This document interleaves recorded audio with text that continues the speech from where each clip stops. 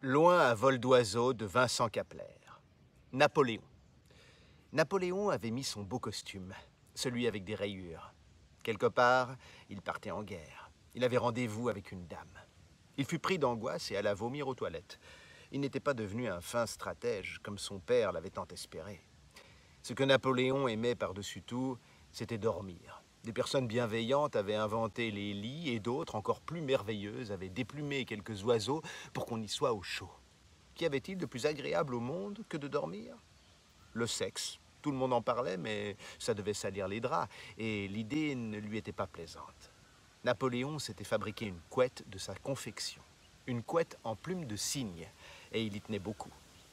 Il avait été effrayé toute sa jeunesse par le battement d'ailes et le cri de ces sales bêtes à chaque promenade au bord du lac. Il avait eu un peu froid une nuit sous un duvet universel. Il avait réfléchi au meilleur moyen d'éviter ça et l'idée lumineuse avait jailli. Grâce aux techniques de guerre enseignées par son père, il décima une bonne partie des cygnes de la commune sans se faire attraper. Il sortait la nuit, pour son grand malheur. Il n'avait pas le choix, hein. Il empruntait une barque et partait en chasse. La première nuit, Napoléon était curieux de savoir si la légende qui racontait que les cygnes chantaient de plus en plus souvent et de plus en plus fort avant de mourir était vraie. Ils dormaient, tous ces crétins. Ils ne sentaient pas leur dernière heure arriver. Ils avaient le cou rentré et ronflaient comme des bienheureux. Des proies faciles, en somme. Napoléon les déplumait sur la barque, remplissait ses sacs et laissait ensuite leurs carcasses imberbes venir s'échouer contre le rivage. L'abondance des carcasses commença à inquiéter la population.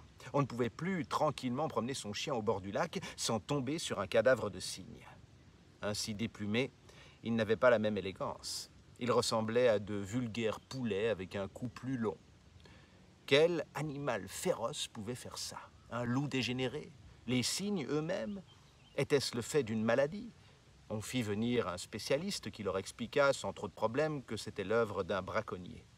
Qui était assez con pour faire ça? Il suffisait de se rendre au premier supermarché pour trouver un duvet de qualité. Si c'était pour faire un chapeau d'Indien à son enfant, quelques plumes perdues suffisaient. L'incompréhension avait gagné la population. Était-ce l'œuvre d'un primitif? La famille indienne qui tenait le petit commerce eut droit à sa perquisition et puis l'affaire se noya. Durant la controverse, Napoléon était arrivé au bout de sa couette et il n'en était pas déçu.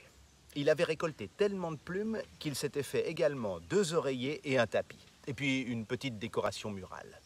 Quelle volupté sous son crâne, quelle douceur et quelle légèreté sur son corps. Cette couette maintenait la chaleur comme aucune autre. Napoléon pouvait se laisser aller à sa passion, la paix dans l'âme. Et puis, son père, à la surprise générale, se décida à mourir. Il insista beaucoup pour que son fils sorte de son lit et vienne le voir une dernière fois. Napoléon y alla à reculons. Ce qui peut arriver de mieux avec ton peu d'à-propos, c'est de rencontrer ta Joséphine et de lui faire 1 ou 2 gamins, lui avait dit son père sur son lit de mort. Ce furent ses derniers mots et en quelque sorte sa dernière volonté. Marius Hofer, 1724-2013, était donc dyslexique. Il avait eu 2 fils, un mort-né et un qui aurait mieux fait de mourir. Il préférait ne pas en parler. Napoléon avait décidé d'honorer la dernière volonté de son père. Il rencontrerait sa Joséphine. Il ne savait pas comment s'y prendre. Il avait passé sa vie d'adulte à dormir et à tuer des cygnes. Il ne pouvait pas en acheter une, car il n'avait pas d'argent. Il avait entendu des centaines de fois le récit de son père sur son amour éternel. Il se surprenait lui-même. Il le connaissait par cœur. Peut-être pouvait-il encore échanger quelque chose au père d'une jeune femme pour la récupérer. Mais échanger quoi? La seule chose de valeur qu'il possédait était sa couette en plume de cygne, et ce sacrifice était au-dessus de ses forces. Il savait bien qu'il pouvait recommencer, se fabriquer une nouvelle couette. Les cygnes avaient eu le temps de se multiplier à nouveau, mais tout cela lui avait demandé tant d'efforts. Au diable la paresse! Le jeu en vaut peut-être la chandelle, se surprit à penser Napoléon. Il se rendit chez sa mère, comme à chaque fois qu'il avait faim. Il se rappelait aussi cette partie de l'histoire de son père. « Comment vous êtes-vous rencontrés avec papa » demanda-t-il. « Je me suis offerte à lui comme une vulgaire traînée et depuis, je le regrette tous les jours, répondit-elle. La soupe était bonne et elle n'avait, semblait-il, pas envie d'en parler davantage. La couette restait la meilleure solution. Il rentra chez lui, se saisit de sa couette qu'il enfila comme une cape et sortit, après avoir vomi, à la conquête de sa future femme. Il déambula dans les rues de la petite ville. Il ne vit pas grand monde. Le jour avait fini par tomber et la déception le gagnait. « Tu veux venir dormir chez moi avec ta cape, mon beau ?»